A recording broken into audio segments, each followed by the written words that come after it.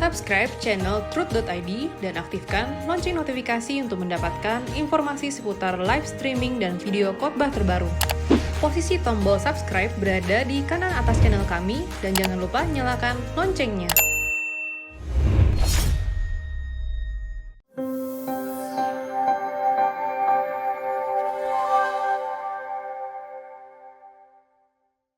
Orang yang mengalami perjumpaan dengan Tuhan itu hidupnya tidak berduri, tidak melukai, tidak menyakiti, tidak merugikan orang lain. Dari setiap kata yang dia ucapkan, saudaraku. Sekarang orang bicara bukan hanya dengan kata, tapi dengan jari-jari. Kalau orang menyampaikan sesuatu di SMS, saudaraku ya, itu kan nadanya tidak bisa tertangkap, tapi Tuhan kan menangkap. Kamu sudah kirim barang saya ke rumah? Jawab, sudah. Gak ada nadanya itu. Tapi kan kalau langsung bisa, sudah. Beda. Hati-hati dalam sikap, hati-hati dalam perbuatan, hati-hati dalam tindakan, saudaraku. Orang yang benar-benar mengalami perjumpaan dengan Tuhan tidak melukai orang. Jadi kalau saudara membaca di dalam, saudara punya gadget, orang menjawab, saudara menjawab, jawablah dengan hati yang di hadapan Tuhan. Supaya kita tidak bersalah. Hati-hati dengan tulisan saudara di medsos yang dibaca semua orang. Itu menjadi berkat atau menjadi kutuk. Hati-hati. Hati-hati saudaraku. Kalau saudara ada di gereja ini diajar untuk jaga mulut, jaga sikap. Kita buktikan. Kita orang-orang yang santun dan bermartabat bukan hanya di mata manusia, tapi di mata Tuhan. Memang verifikasinya itu nanti. Tetapi sekarang kita harus serius memeriksa diri. Sebab kita akan menghadap tahta pengadilan Tuhan. Orang yang mengalami Tuhan dalam perjumpaan pribadi dengan Tuhan, pasti tidak mencintai dunia. Terlepas dari ikatan belenggu duniawi, saudaraku. Pasti terlepas dari ikatan belenggu dunia. Kita perlu barang-barang karena kegunaannya. Jam, memang kita perlu petunjuk waktu. Bukan karena kita mau keren. Seakan-akan nilai diri kita tertuang di dalam arloji kita, atau baju, atau pakaian, atau rumah, atau mobil. Orang Kristen yang dewasa tidak lagi memandang sesuatu bernilai mewah atau tidak mewah.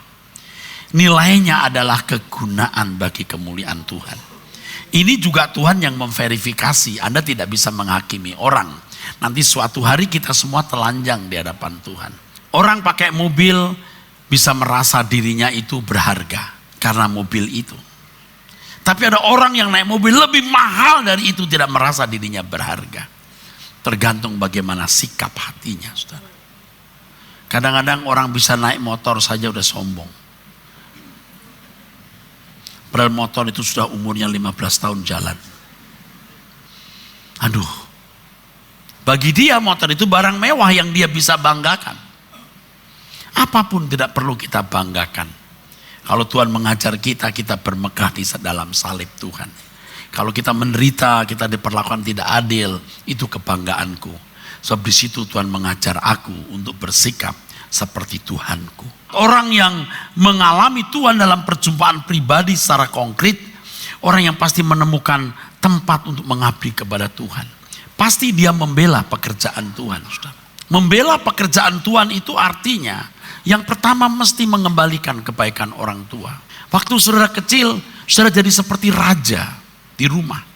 Sekarang orang tua sudah tua. Orang tua jadi raja kita. Raja dalam tanda kutip ya. Kita layani sebaik-baiknya. Orang tua yang harus kita layani. Jangan orang tua sakit, uangmu kamu beri ke gereja untuk perpuluhan. Kasih orang tua dulu. Rawat orang tua. Untuk apa saudara memberi uang ke gereja, tapi engkau tidak mengurusi orang tuamu? Bahkan bukan tidak mungkin, saudaraku sekalian, dalam keterbatasan saudara tidak bisa memberi uang ke gereja, tapi bisa menyekolahkan ponakanmu yang mau kuliah. Tuhan senang dengan hal itu. Tuhan berkenan, saudaraku. Tapi Pak Pendeta bicara begitu, nanti gereja bisa nggak punya uang. Tidak mungkin. Kalau ini pekerjaan Tuhan, Tuhan pasti akan cukupi. Kecuali saudara punya uang banyak, punya uang 100 misalnya. Ya daripada untuk gereja, kata Pak Eras, harus untuk orang tua. Yang 10 untuk orang tua. Yang 90, enggak dong. Nah ini kan keterlaluan juga nih. Pasti Tuhan akan bicara kepada saudara. Untuk bagian pekerjaan Tuhan yang ini kamu mesti berikan. Biar Roh Kudus yang bicara. Gereja ini bukan gereja yang hitung-hitungan 10% gereja, 90%. Nah, segenap hidup kita milik Tuhan. Saya bukan anti perpuluhan, saudaraku. Saya mengajarkan segenap hidup. Saudara aktif datang ke gereja setiap minggu, Anda tidak melawat orang tua, Anda bersalah. Orang tua harus dilawat secara patut, saudaraku. Jangan dipelintir loh. Kata pendeta itu, kita nggak perlu kasih uang gereja lagi. Kita kasih hanya orang tua. Kadang-kadang tuh pelintiran itu loh, capek deh kita. Misalnya saudara nyanyi gini, kau bukan Tuhan yang melihat harta. Tapi nggak disebut yang melihat harta, cuman kau bukan Tuhan.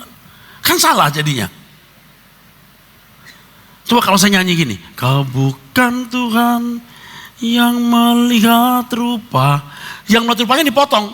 Jadi Pak Eras nyanyi gini, kau bukan Tuhan. Tuh Pak Eras nggak mengaku Yesus Tuhan. Nah semua lagu saya Yesus Tuhan.